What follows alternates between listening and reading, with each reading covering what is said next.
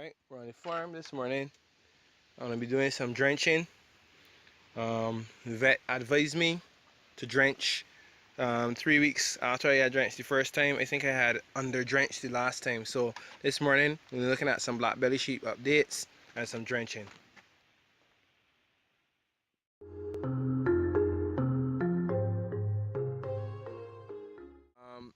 This morning I'm going to be doing some sheep updates, some black belly sheep updates, a little bit of drenching. I think what happened was that last time I drenched, but I gave them under the correct drench dosage. So I'm gonna just re-drench. The vet advised me to re-drench because of their weights.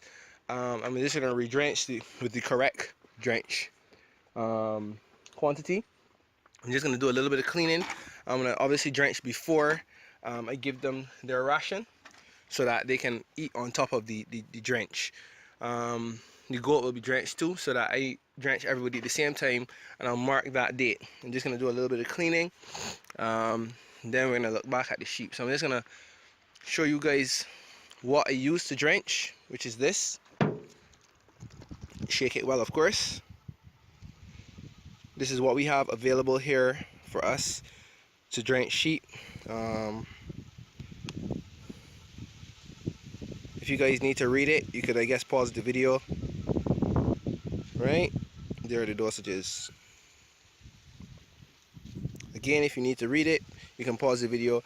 I'm using, obviously, a simple syringe marked out, obviously, because I can't guess measurements. So I'm going to use this. I'm just going to suck it up in the syringe and give it directly to them.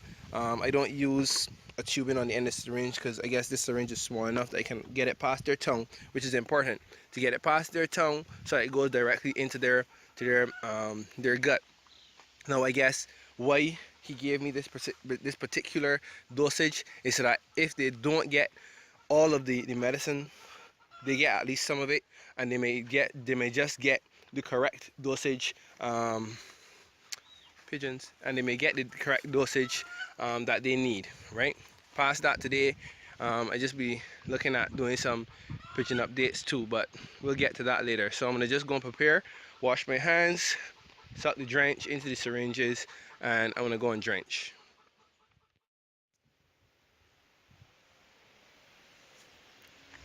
So I drenched. No, they're just eating. Like I told you guys before, I usually give a ration in the field too. That's just to help supplement whatever else they're gonna eat. The young rams, as again, you would know that they're pure black belly. Got a tight tongue there for a second. They're pure black belly, Barbados black belly sheep. The one on the front, call him Spec. He is actually starting to lose some of he's doing what I would consider a molt or shedding. So a lot of his fur is coming off now, just like chocolates. But she seems to have this kind of fur, or this kind of hair, should I say. They are here cheap, so they do not.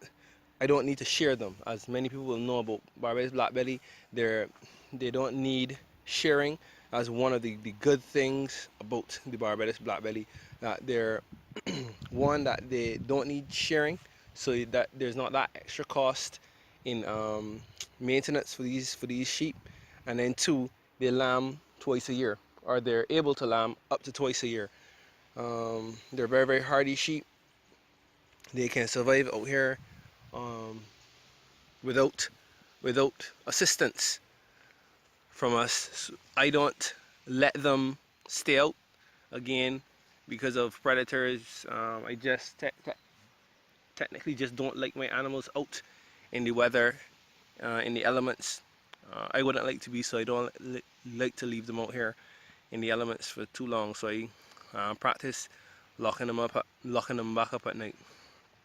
But these are sheep that I have. I'm supposed to collect some more in a couple months once all goes well. So I'm just using this time to prepare, to plan, to build until that time is right, and I can get in there and get the new ones that I have to pick up. Barbados black belly Yeah, they're also very skittish, so the breeze just blew a little bit hard. And right now we're coming into dry season in the country, so outside is looking drier than what you've seen in some of my past videos.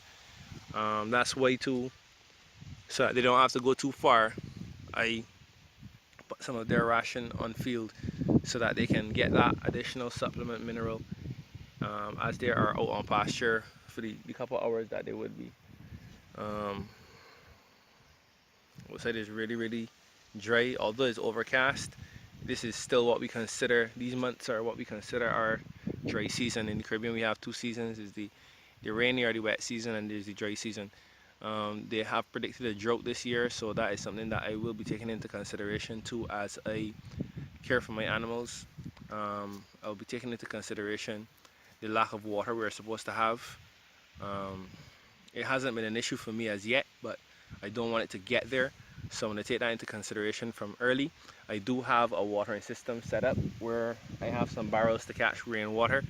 The barrels are full at the moment, so I think I'm covered. I just have to kind of purify it for a little, so that when I feed it to them, there's no harmful bacteria in that water that has been caught over the last couple of months when we had the rains coming. Past that, the other thing that I will have to look out for is grass fires here in the country. Grass fires are very popular. A couple of years ago, it did have a fire up here. It didn't come as far up as the land here, but there still was a fire, and that's something that I do have to be mindful of since I don't live here on the land. It's not as though I can always wake up and look out my window and see what's happening. I have to probably depend on someone that lives near the area calling me saying, well, you know, come down, there's a problem. Being hopeful, being mindful that, you know, how the universe works. I'm trying not to will it into existence. So I'm going in faith, believing that nothing bad is going to happen. I've been here for years now and nothing bad has happened. So I'm going to keep going on that premise. So that's what's happening here in terms of weather and how I set up here at the farm. The sheep are out on pasture. They will be on pasture for as long as I am here. I'm not going to let them go back in. That's speck. Sorry, that's white tip. It's easier for you guys to tell. White tip is obviously the one with the rope on. Speck has some specks. I think there's one right there you might barely be able to see on this side. But anyway, the sheep will be on pasture for as long as I'm here. It gives them enough time to roughage, and it also helps me cut back on their consumption of bought hay, meaning the hay that I have to go and buy. I have a bountiful of grass here, so hay is not a necessity, but it is a supplement. So I tend to give hay, especially on night times, so that they can always supplement their diet with the hay during the course of the night. Of course, when they aren't sleeping. So hay is important. They are ruminants, and is a very important part of their diet. So I like to keep hay available to them at all times. Hay and water. The grain, I just feed them the grain once a day, so that will have the minerals and the vitamins inside of it to also help them with their upkeep and their health.